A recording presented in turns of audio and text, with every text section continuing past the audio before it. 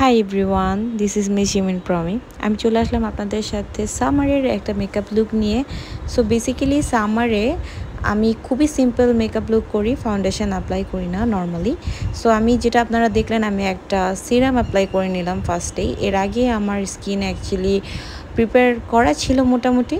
আমি sunscreen apply করেছিলাম, দেন আমি অবশ্যই একটা সেটিং স্প্রে অ্যাকচুয়ালি সামার সিজনে অফকোর্স এটা ইউজ করতেই হবে। আপনার প্রাইমার এই ধরনের কোনো কিছু অ্যাপ্লাই করার দরকার নেই, বাট সেটিং স্প্রেটা অবশ্যই চেষ্টা করবেন ইউজ করতে, তাহলে আপনি ওয়াটারপ্রুফ রাখতে পারবেন আপনার মেকআপটা অনেকটাই। সো এরপরে যেটা দেখলেন, আমি সুন্দর করে ব্লেন্ড করে নিলাম অ্যান্ড আমি এরপরে একটু ব্লাশন অ্যাপ্লাই করব।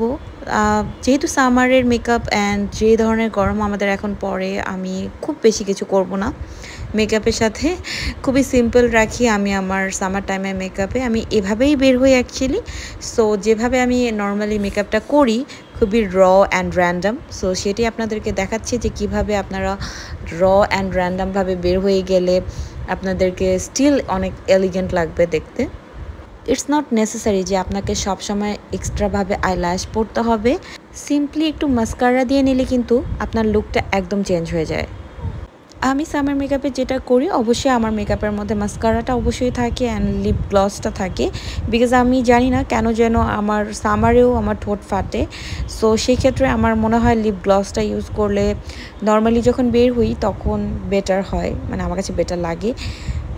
দেন আমি হালকা করে একটু আইব্রাউজটা সেট করব, ঠিক তেমন কোনোভাবে কোনো সেট করছি না, জাস্ট হচ্ছে একটু হালকা এঁকে নিয়েছি, দ্যাটস ইট। একটু জাস্ট যাতে আইব্রাউজটা দেখতে ভালো লাগে।